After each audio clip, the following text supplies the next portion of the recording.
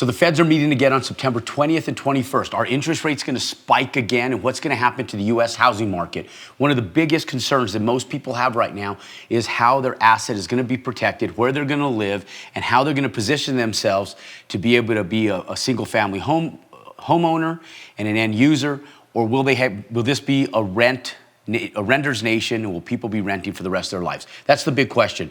And with inflation going the way it is, people are alarmed. Now, I'll tell you guys that you want to pay attention very closely to what's happening in the market, because mainstream media, like I always mentioned, they have ulterior motives, and what those ulterior motives are is called ratings. And when ratings are involved, they want to do whatever they can to stimulate people's interest so that you guys keep coming back to watch everything that they're feeding you guys, which is mostly a bunch of bullshit. And so I wanted to share with you guys today a little bit about how the economy works, what's really happening in the market, and I want to talk to you about this 120-day window. This 120-day window that you have from right now. You better start your time clock, because if you don't, you may miss out. I'm going to explain to you guys what that 120-day window is and how by the first quarter of 2023, if you take advantage of this 120-day window, how you can position yourself not only to win with a great deal in the real estate market if you get something tied up now, but you'll also be able to start experiencing an opportunity where interest rates, will they go down? Let me fill you in. So one of the big things that most people do not realize is that they're talking about high interest rates, they're talking about inflation, and they're talking about everything that's happening right now in this recessionary market. And really what everything comes down to is supply and demand. And when we talk about supply and demand, we're talking about freight. We're talking about all the goods that are coming in from other countries like China, from Taiwan, into the United States. Everything that's exported from the United States outwards to all the other countries across the world. And so when we talk about GDP, that is GDP. That's our growth. That's what we're exporting, importing, and that's where our numbers come from as far as if they're high, if they're low. And one of the big reasons that the GDP was so low is because our ports were closed. And when ports are closed, we can't get inventory. So obviously, if you can't get inventory and you can't take inventory out, there's a supply and demand issue.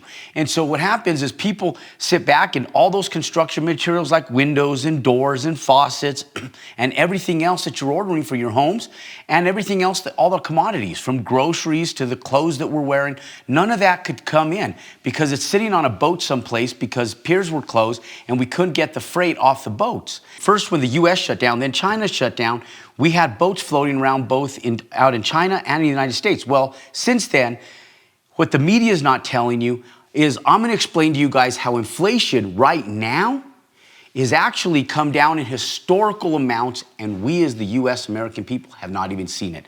It's not being publicized on media. It's not publicized on ABC, NBC, and CBS. But yet we've seen the largest decrease in inflation in the quickest amount of time historically that we've ever seen in any other time in the world. So let me explain this to you. So the ports open up. Freight starts coming in and out. One container that goes on the ship pre-pandemic was costing somewhere in the neighborhood of about $4,000 to ship that one container. Okay. Just in May, June, July of this year, that same container was costing over $14,000. Now, when we talk about not containers, but we actually talk about the crates, the big ones, crates were shipping for in the neighborhood of $4,000 pre-pandemic. They went as high as $24,000. And just in May of this year, they went down to $7,000 from May to today, the end of August, going into September. The crates have went down to over $7,000. So in spite of all the expense that we've been hit with inflation, what the mainstream media has failed to tell you is that a crate price right now is less than $7,000. Now, what does that mean? If that same crate was being charged $24,000 less than 3 months ago, and now that same crate is only $7,000, that's over a 68% discount on freight just in 2 months. And so We have seen the largest decrease in inflation than we've ever seen historically, but no one's talking about it. And so if you go down to a website called Freightos.com, Freightos.com is what gives you the pricing for container and freight pricing all over the world. And that's really where our economy hub sits right now. And so once all these windows that were once floating around out there, what would happen is that people were waiting 12 weeks, 8 weeks, 15 weeks, 16 weeks, get these windows. And so the supplier would sit back and say, well, if you want the windows, it's going to cost you more because we're paying more for freight. So what once cost you $10,000 for a window package is now going to cost you $18,000. And then the market took to it.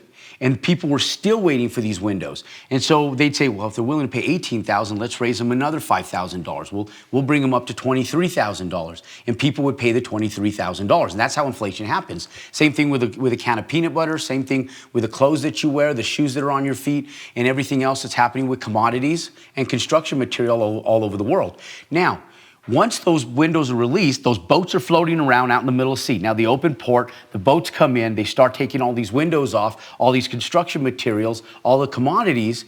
Now, all of a sudden, all these stores have an excess inventory because if you haven't noticed, the housing market in the last 60 days, 2 months, has slowed down. So construction has slowed, contractors have slowed slightly, and now there's not as much of a demand need for all these windows. Not only is there not only as much of a demand need, but there's a plenty of supply coming in right now.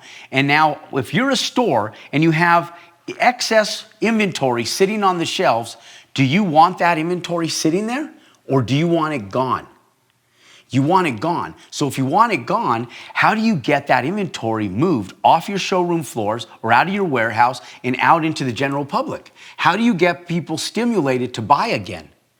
You put it on sale and you discount it and you get it back out. So what we're waiting for right now is the next 60 days, we're gonna start seeing the results of all of this freight discounts and all this excess inventory that's coming in that you and I are not hearing about on mainstream media. We're going to start hearing about all of this inventory sitting in warehouses that needs to be deployed into the market. And as that happens, all of this inventory is going to start getting discounted. Hence, inflation starts to come down. So what the feds are waiting for is the feds are waiting for documentation that this is the real direction that inflation is taking so that they can start lowering interest rates, ladies and gentlemen. And so when I talk about the next 60 days and I talk about the next 120 days, what I'm talking about is I'm talking about what's happened just in the last 30 and 60 days with freight prices and the price to ship a container. What's going to happen in the next 60 days is the feds will start recognizing, documenting what's happening with inflation, and then they're going to hover. They're going to plateau for a while. So as we go into the November meeting and the feds talk about interest rates, don't expect interest rates to drop, but they'll start to plateau. And then we go into the December meeting, same thing. They're going to plateau. But my prediction moving into 2021 is that as we move into January and we start talking about interest rates, Fannie Mae, Freddie Mac, they're watching to see what the feds are doing right now.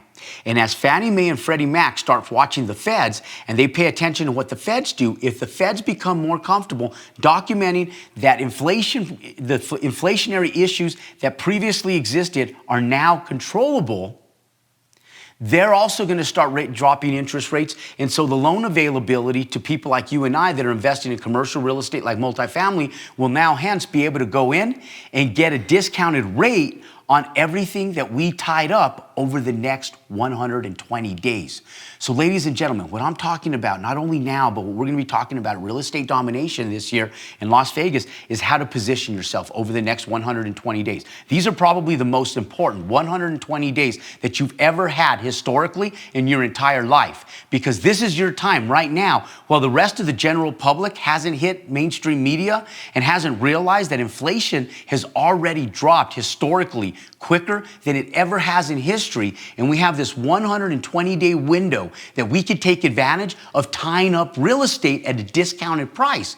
Because by the time you do it in January, it's going to be too late. In January, mainstream media will already be advertising that all of the inflationary values have went down. Hence, real estate prices and the desirability of getting into assets like multifamily will start going back up again, and your opportunity to get discounted prices is gone. You miss it, you lose. So the best time to get discounted prices in real estate is right now over the next 120 days.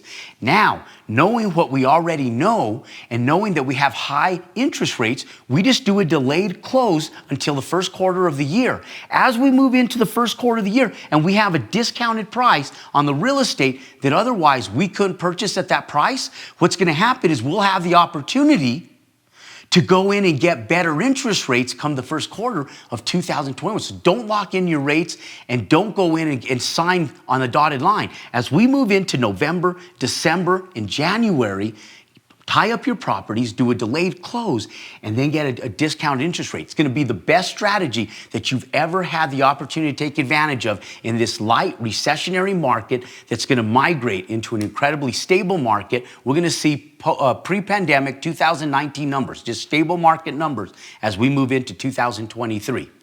So ladies and gentlemen, pound that like and subscribe button. Give me a thumbs up if you want to get notified when we have information just like this. Subscribe to our YouTube channel. I'll continue to bring you updates of what's happening in the real trade market and in the real world, in spite of what you're hearing on mainstream media. Click below, subscribe to our YouTube channel, and I look forward to bringing you more advancements and our economic growth and opportunity over the next 120 days as we move into 2023.